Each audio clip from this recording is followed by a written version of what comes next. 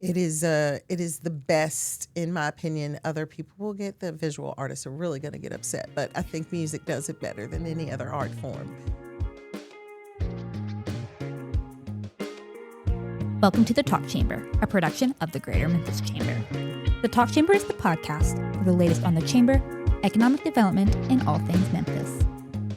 Today's episode features the lovely Pat Mitchell Worley, the CEO of the Soulsville Foundation. Pat, thank you so much for coming on The Talk Chamber today. Oh, no, happy to be here. So let's just jump in, and why don't you give us a brief overview of your Memphis story? I feel like that should start with, I was born in a southern town, but I was born right here in Memphis, Tennessee, and love this city. Even in traveling, it's great to go other places, but I can't wait to get back home. So I have, over the years, I admit that when I was young, I dreamed of moving someplace else to some, New York City, LA, all those places just seem like the places to be in. But the more I really learned more about Memphis and embraced it, the more I didn't want to leave. And it's really great at, when you're younger to sort of recognize that, no, I'm right in the place that I want to be in. And that's sort of, where it fell for me. I remember having offers to go to LA and to go to Cleveland, Ohio, and all of that. And I was just like, yeah, that would be a great job, but it's in Cleveland. Right. Or, it's just like, place means a lot.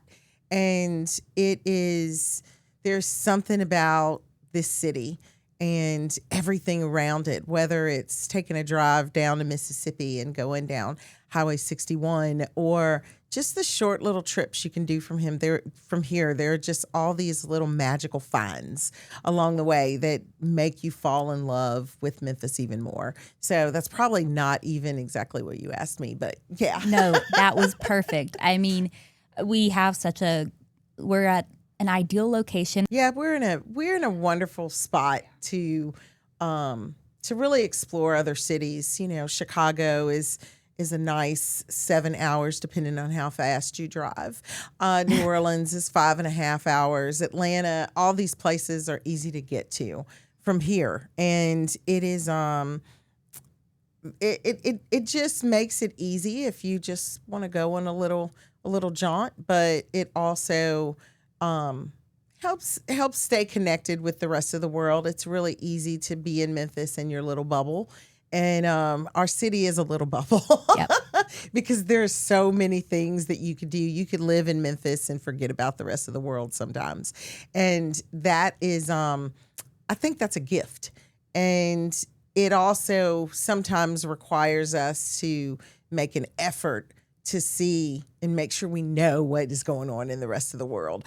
And that is, that's up to us. That's on us to do that. And, that's why we have all these people who used to live in Memphis, or they are Memphis transplants who come here and they bring new ideas and, oh my goodness, but then they fall in love with the place again and the things that are unique to here. I think we have a lot of young people who were like you at one point, thinking, I'm getting out of Memphis, I'm going to a big city, or I'm going to a different state, because they don't want, for whatever reason, anything to do with Memphis. But as they're getting older, as they're seeing more of the world, whether that's through vacation or living there, they start to realize the uniqueness of Memphis and the homey feeling that it brings, regardless of who's here or what you're doing here. Yeah, and, as a music fan, music sounds like place so often. And if you go to Iceland, you understand why Bjork Right. comes from Iceland. You're just like, oh, wow, this is something. And other places in the world, you can be in that place and understand the music at a different level. And it's like the Super Bowl halftime show. If you have gone to Puerto Rico, then your connection, what you saw, felt like Puerto Rico. And it is so true about Memphis is I am a blues fan. I'm a soul fan. I love early rock and roll. Those things are unique to Memphis. And if you can't listen to a Bobby Blue Bland and not hear Memphis, it's right there for you. So for me, that's what's worked. That's what has made me happy to be here. And then just the incredible artists that we have in Memphis that are continuing our music legacy has really, it's inspiring. So many of them they're just unique, but they still sound like Memphis. And so what that a sense of lovely place.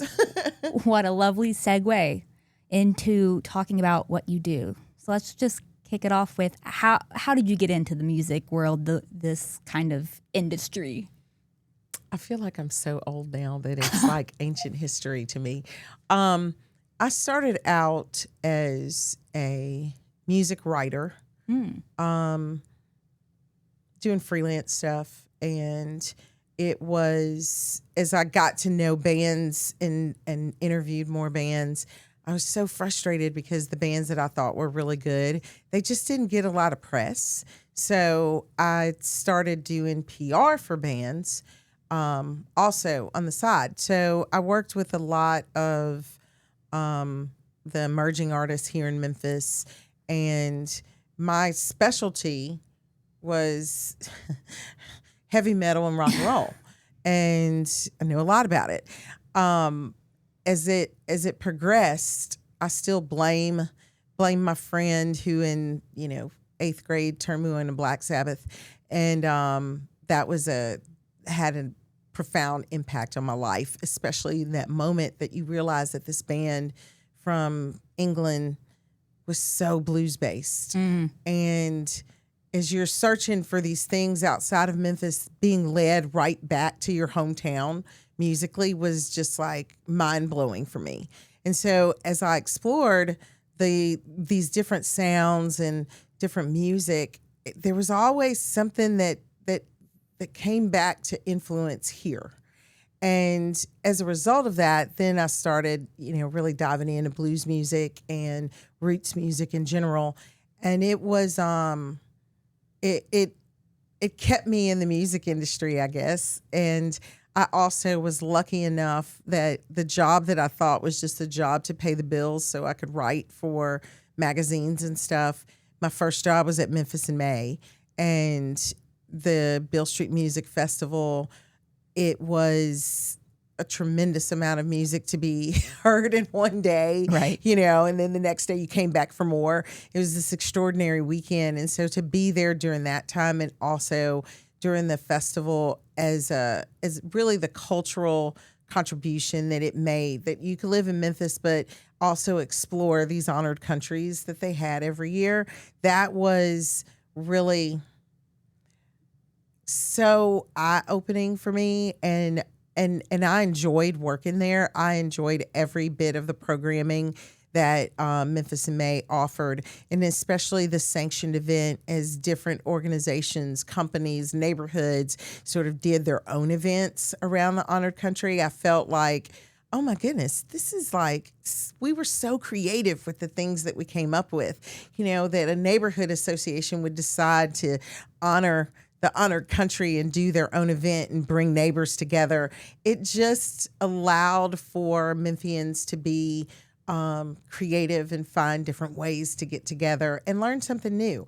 And so that had a profound effect on me career-wise, because it was there that I discovered that I really had a love for the nonprofit sector. So music and nonprofit sort of integrated at Memphis in May. And from there, I did different things, working for the Blues Foundation. I think at that point, it was my mid-20s, and that made me think that I want to stay in this nonprofit world. It's really about exposing people to new artists, to giving them the history, showing how it's relevant today, and telling stories that speak to us as human beings, not as anything else, but as human beings. And so I did radio in between there and then went back to radio, still host a radio show, still host Beale Street Caravan. And that's been like 20 something years of that. I've just always been attracted to ways to promote and speak to why the arts matters. And music is my favorite art form. And it's really the I can see somebody on the street and give them a smile, say hello. But there is nothing like being in a room with someone and watching a band or listening to music and having that moment where you connect with that person over some lyrics. You know, that is one of the most beautiful experiences that even if that person looks completely different from you and you think in the beginning, I wouldn't talk to that person, you know, because we all have our little judgments and everything. And, or, you know, it could be intimidation, it could be whatever. And then you have that moment and you feel seen, they feel seen, and you also feel a connection that is human. And music is so great at doing that. It is the best, in my opinion. Other people will get, the visual artists are really going to get upset, but I think music does it better than any other art form. I mean, it's got a special way of connecting people. Like you said, you know, you can be walking down the street, standing in line for a coffee, you look over and somebody's wearing a band tee of your favorite band, and now all of a sudden you know that you have something in common with this person. It's a love for that band. So I'll tell you a story. And this was before I was working as full-time. I was just doing some part-time work at Stax Music Academy. But years ago, I was in France and I was with a friend of mine and we were lost. And he said, oh, we'll pull up to this house on the side of the road and we'll ask for directions. And I was just like, what? What in the middle of nowhere? We're just going to walk up to this house and ask for directions? And he said, oh, yes, it'll be fine. It will be fine. And I was just like sitting there thinking to myself, I'm locking the door, you know, just sitting in and just, okay, I should take my seatbelt out in case I have to run for it. You know, my American mindset and everything. And as he knocked on the door, the person had their windows open and they were listening to Otis Redding. If you could have seen me as the person came to the door, me fumbling to get out of the car to go, Otis Redding, you're listening to Otis Redding. And I'm like, you know, here's this crazy black woman running towards him. I'm from Memphis. And the guy was just like, oh, you are from Memphis? Come in. He invited us in. We sat in his house for a couple hours listening to records, and it was all Memphis music. And it turned out that the guy was a cheese refiner. And I learned about that. But and they actually have a guild, which is like useless information that's in the back of my head. But the fact that I could sit with someone and get to know them and hear their story, and the reason I felt comfortable and the reason that he was so welcoming was because of music. And it was by far an extraordinary experience of feeling like, yeah, I'm from Memphis. But also of our preconceived ideas and how, you know, environment impacts us and all of those things just faded away. And here I am talking to this French guy who, you know, his English, fortunately for me, was great because my French is horrible, and having a connection. And so that has sort of reinforced my determination that music, Memphis music, that it needed to be heard, shared, experienced, and engaged in. Music is not a passive experience. It is also not it's not just entertainment, it's infrastructure. And I think that there's so much opportunity for us as a city to really talk about music as not just this thing that you go listen to, but also this thing that has health benefits, this thing that changes and nurtures young people and helps develop them, this thing that can be used in technology, this calling card for us as a music city. It's not just about the recording that takes place or the live performance that takes place. It is about how music can bring people to, it can affect them economically, emotionally. It can have an effect on their health, and we really should give it that joy and give it that power, so to speak, so that we can fully acknowledge how we're a music city. But that's a soapbox, so I'll step off. That's for our next episode. Yeah, we'll save that one. So you've done this, music and nonprofit work. They connect together. There's an intersection, and one thing leads to another, and now you're at the Soulsville Foundation. What does the Soulsville Foundation do for somebody who's either new to Memphis or has heard of it but doesn't really know what it is? So the foundation is the parent organization of the Stax Museum of American Soul Music, Stax Music Academy, and the Soulsville Charter School. For us, our campus is located on the actual spot where Stax Records was. And it's about continuing that legacy of Stax Records through the, telling the story, the cultural heritage piece. It's about lifelong success for young people, and then also helping young creatives who want to be artists, who want to be in the entertainment industry, find success in their careers. It is it's a really powerful place to work, honestly, because on any given day, you can, as I sit in my office, I may have a conversation on our partnerships in the neighborhood with the other anchors in Soulsville, Lemoyne College. We've got Knowledge Quest that is in the neighborhood also. Then, the next moment, a kid comes in and he's got his report card and he's so excited and he wants to show me how his grades are going. Then there may be another student who comes in and says, hey, I just got my first college acceptance back. And then you may have an artist stop by. Carla Thomas loves to stop by. Mm-hmm. And it's such this this through line, past, present, and future, constantly reminded of that on our campus, because at any moment you just don't know what could happen next. The performance of the charter school, marching band going on downstairs, the Stax Music Academy kids, practicing for a rehearsal for a big show that they've got coming up. Then you've got teachers who are just coming up with creative ways in which to teach young people, and it's a nurturing place. I also think it is, if you need hope, if you need inspiration, our campus has it galore.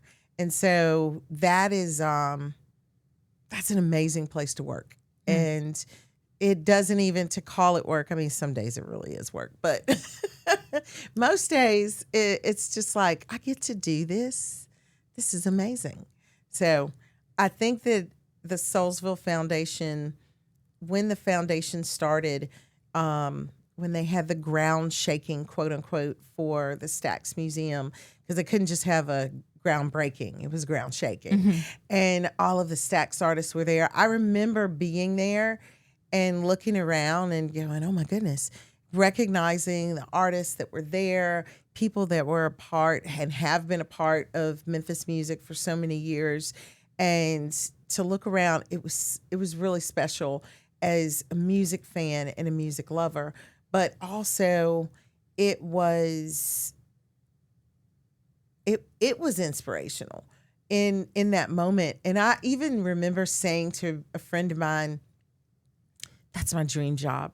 I want to work at the Soulsville Foundation. How cool.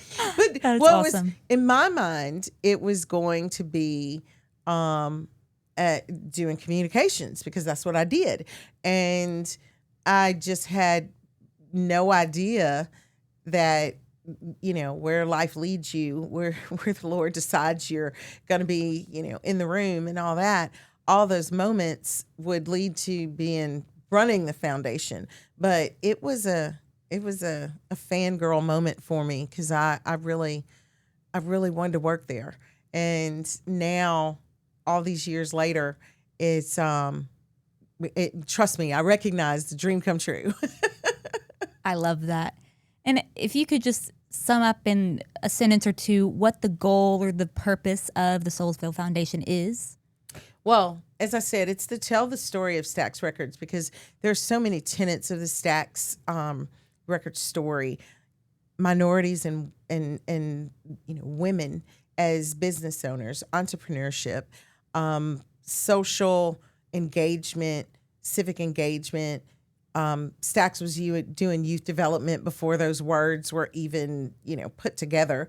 And also creativity, excellence, and in a lot of ways, I like to say that Stax was not perfect. Nothing is. And it wasn't a utopia, but they did hope for, they did dream for and pursue something bigger than just the idea of creating some music. And that is, I think everybody needs that pursuit in their life of something bigger, something better that helps and contributes to community and to the world in general. So it's our goal is to tell that Stax record story. But the other piece of it is with a school and a music academy, it is to encourage, to educate, to move young people to where they have lifelong success. And what lifelong success means is a lot of different things. To be happy, to have choice, to be able to make good choices in your life. Those are the things that we want for the young people who are on our campus. And I would have to say that of our staffs, our team, whether it be teachers, music instructors, staff that work at the museum, everybody recognizes that I'm a mentor and that I can make a difference in a young person's life. And so our goal for lifelong success, everybody buys into it. I'm sure there's one or two people who are, lukewarm on it. But as a whole, we are committed to what impact can we make in these young people's lives. And as I remember being young. All of us flash back to those moments where we wish we had known or we wish someone had helped us with this. And it is on our campus, you can find somebody that will build you up and tell you when you're wrong. That doesn't always go over well, but to be expected. Those moments where you could do this better, or I see this in you. That means a lot to young people. And so we have got, we've got over 800 kids on campus Monday through Friday. It's a lot of young people. And, they teach us things as well. It's not a one-way thing. But I wouldn't, as I tell people who ask what can they do in the city, I'm just like, find a program that's investing in the future. Our time here is limited, and who are we helping? Who are we training? Who are we encouraging to continue moving us forward? Because that's an intentional act. It doesn't just happen. It requires some investment. And that is, one of the most important things in Memphis that I think we need to do right now. So I'm happy that our campus, that fits in what our goal is, what our purpose is as an organization. And it is what Memphis needs. I feel like in the world we hear a lot about, you got to be in the present, hang up and hang out, don't be on your phone. But at the same time, it's important for us to look to the future and build in the present, build for the future. And that's, comes in our education and our workforce and our infrastructure and in all different aspects. And it's like what we do now will impact the next generation. Yes. And I think that, and I'm probably not the best person to talk about this, but in my career, the moments that I've tried to make things happen and push things into place and push, square pegs into round holes and all that, it didn't work out so well. Right. But the moments that I stopped and allowed myself to be in the present were some of the times when I recognized, oh, this needs this thing. Or, hey, there aren't a lot of people doing this. And we have a deficit in this. It really, being in the moment really is great for problem solving and for being able to recognize what some of the challenges, the real challenges are. And I, like I said, I didn't plan on being the CEO of the Soulsville Foundation. That was not the life plan. And it's sort of amazing to me to look back and recognize how every opportunity that I said yes to was a skill building opportunity for the job that I have now. And my goal that I promised myself at the tender age of 20 is that I would never take a job that I couldn't learn things and that I couldn't enjoy. And even the things I don't enjoy aren't as painful because most of the things in my job I do enjoy. So I think that the lesson though that I've really learned over the years is that it is about being present and being in the moment that allows you to really think about the future. And and it's also rewarding. We spend a lot of time pushing through and not making connections with other people. And it's, and especially since there's been a lot of conversation on the role that AI will have on jobs in the future. And it just makes me think that the more, as human beings, we have a tendency to do this. The more we shift this way, there's always some reaction to that. And it is that human connection. It's a requirement. We have tons of information that tells us that if you have a child and the little baby responds better, it has to be touched. It has to be held, right. In order to feel nurtured and to grow into that. It helps in brain development. It helps in motor skills, all of these things. We know that that's a requirement. So I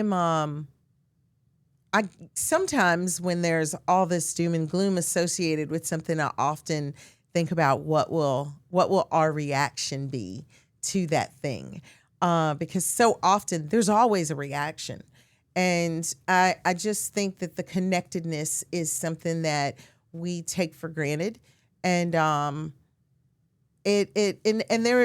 are opportunities to be connected with your neighbor, to be connected more with your family, and to be connected with the person on the street. Because if the person walking down the street, if you can feel a connection to them, then you can feel a connection to everybody else that lives on this planet. It's not a pick or choose. We're all human beings, You can't pick and choose. But I'm curious to see how we emphasize and elevate connectedness more in the coming years as we also embrace what technology can do for us too. I mean, we see already technology has connected us. I have friends who live in other parts of the country that I'm connected with every day because of the technology. And it's hopefully we'll be able to, continue that and expand that in a positive way to where we are connecting more and more intentionally with other people. Yeah, it's kind of amazing to be able to talk to somebody halfway across the world, and find out what they're doing and what's the weather like there, and what's important to people there. There is so much that I go back to the work that we do, and when our students at the academy, before COVID, we did a European tour and tours France and the UK, honestly. Right. And it was funny because they talked about the students that went, they talked about how many there in these smaller French towns and how many people that couldn't speak English or their English was not as good in the smaller towns, but they knew the music. And that is that's the thing, is that you don't have to be able to understand different kinds of music or what they're saying to enjoy it and for it to create an emotional connection for you. And so we often talk about and how music is that it's a language of its own. And we also talk about our students at Stax Music Academy as these global citizens, as they are ambassadors for this city, for themselves and the music that they create. It is it's a really amazing thing to be, because I have no musical talent. Let me stress that. I'm horrible. My parents tried. I love them for it, but I am just not musically proficient. Let's just even. However, to be able to get on a stage or to write a composition or lyrics that touch someone else is like, it's a gift. It's an amazing gift. And it's really, for me, it's still in the space where if someone is the person who is the healer or the surgeon, they can save a life. The person who knows how to emotionally connect with someone, they can save a life. There is so much that we ignore and we discount, that it's just like, but you hear it all the time where someone says, music saved my life. Yeah. Or I started playing, or I started listening to this artist and it helped me out of my depression. It helped me deal with the challenges that I had. So I really think that for the work that we do, there is, of course, the facts. We can talk about the students at Stax Music Academy who are, 92% of them are going on to college and pursuing music and entertainment and really learning, making connections and all of that in college. We can talk about the fact that 96% of them are staying. Is it 96 or is it 90? My brain, oh my goodness, it just stopped working. I'm sorry, I had a premenopausal moment, but it is the number of students who are staying in school, because we stay with our students until they're 25. Wow. And we keep connections. We help them find scholarships. So if they may come out and be a touring musician, but then life changes and they decide that they want to be an educator, they've got the option to do that. They've got the option and the know-how how to start a business or to be that behind-the-scenes support for another artist. All of those things are skills and knowledge that they're building in college. To be honest, there are some who choose to go straight into the music industry because they have skills such as production skills. They know how to run the platforms. They know how to set up a stage. They know how to do that work. And that is, that's encouraged also. It's being the support for the students so they can think about what they want to do next and that they're prepared for it. So I can talk about the lovey-dovey human piece of what music offers, but the fact that it's still we inject that economic side of it, because as an artist, you've got to make a living doing what you do. And as music fans, we also have to pay for music. I'll throw that in. But you deserve to be able to make a living off of your craft. And so teaching young people to do that when there are so many revenue streams that are available to you, and really how to take advantage of all of them, that's an important piece of a music education also. You can focus on the craft as much as you want, but if you don't learn how to make a living doing that craft, then you can't really achieve the success that you want.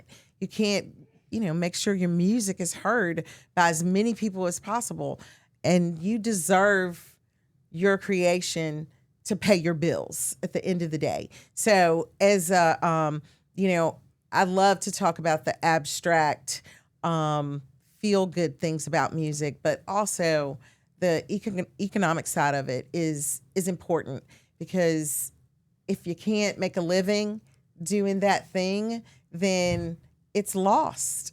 It's, you're unhappy. You're not able to pay your bills. Musicians in this city are regular people. Mm-hmm. They are buying houses. Their kids are going to school here. They are spending dollars in the city. And if you look at the, I know, for years, if you looked at the census and you looked at then how many people claim to be musicians in the city of Memphis, and it was just like only 50 to 65, I think. And I remember years ago looking at that number and thinking, 65? There's probably somebody that plays on every street in this town. And they may not do it for a living, but they do it at church. They are part of a band that does something because they enjoy it. Or they are a part of a group like River City Concerts, or, that just decides to play. There are tons of musicians in Memphis, but there is a subset that has decided to make this their occupation. And for us at the Music Academy, and even through the programming we do at the museum, we want to elevate those people. We want to make sure they have the education, the connections that they need in order to make a living doing their craft. Right. And there is they so deserve that. We get so much enjoyment out of what they produce, and yet people are like, well, I don't want to pay for that. Or can I get in free to the show? Or can I, Can't you just perform for a few dollars, the cash I have in my pocket? And there's always my favorite, I'll probably get in trouble for saying this, but my favorite thing is someone does an event and they spend a lot of money on the food, and then they want to talk the band down on how much they cost. It's just like, oh yeah, we've got to feed people. Well, you've got to entertain them too. You want to create an experience that's memorable. You want to create something that is that people are going to talk about afterwards. Yes, they may talk about your chicken dinner, but what they're going to walk away with is, oh my goodness, everybody had so much fun. They got up and danced, and I was sweating by the end of the night. Those are the things that they're going to remember from your event. So I don't like to spend as much energy talking about the positive effects of music, in the sense of how it makes us feel and those intangible things, because we all know that. Right.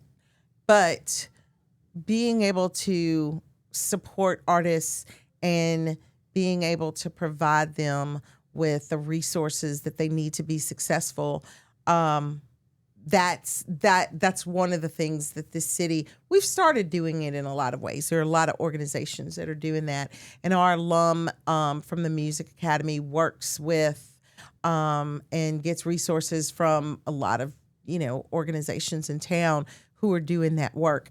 For us, it's not just about what happens. What makes the Soulsville campus cool is it's still about community. We're within our, 4 buildings, but the connections that we have with other organizations, it really is about community. And that is what Stacks was always about also. So there's not a separation at all. I remember a picture of my 5th birthday, and my cousin's next to me, and my dad goes, "Oh yeah, that was so and so. Her dad was a writer at Stacks, and that was so and so. Her mom worked at Stacks." I mean, Stacks was such a part of the community, and to think that in its heyday, it's the 3rd largest employer in the city of Memphis that music was. And those are the stories also that we like to tell, to remind people that this has happened before. What does that look like today? And creating that space where your neighbor, your church member, your person that you go to school with, that you all have a music connection, because that's what this community is about. I've talked so many circles. I'm just trying to be mindful of your time. We're just talking. I love it. I think you wrapped it up very beautifully with your campus is about community and connecting, and that's, it goes beyond just that. And that's, like you said, kind of Stacks and in its, earlier days was about connecting people through music and connecting people in our community through jobs, and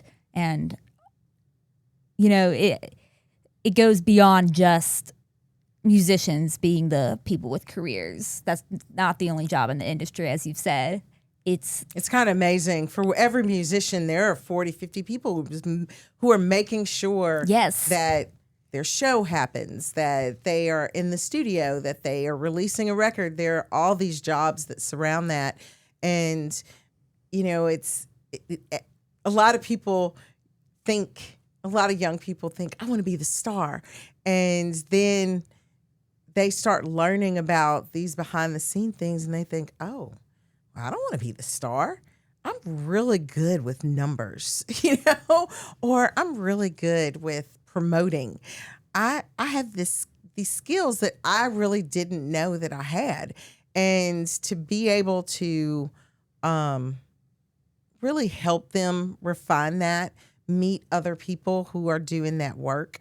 During COVID, we saw a huge jump of students at the Music Academy who wanted to be music therapists. And I totally got it. They were putting together that thing that they love, that they were good at, but they're also seeing the results of COVID, on people, as far as knowing people who had died, people who had long COVID, and also seeing the impact of us being at home that was having on people and everything. And so their reaction was, how can I use this thing to help other people?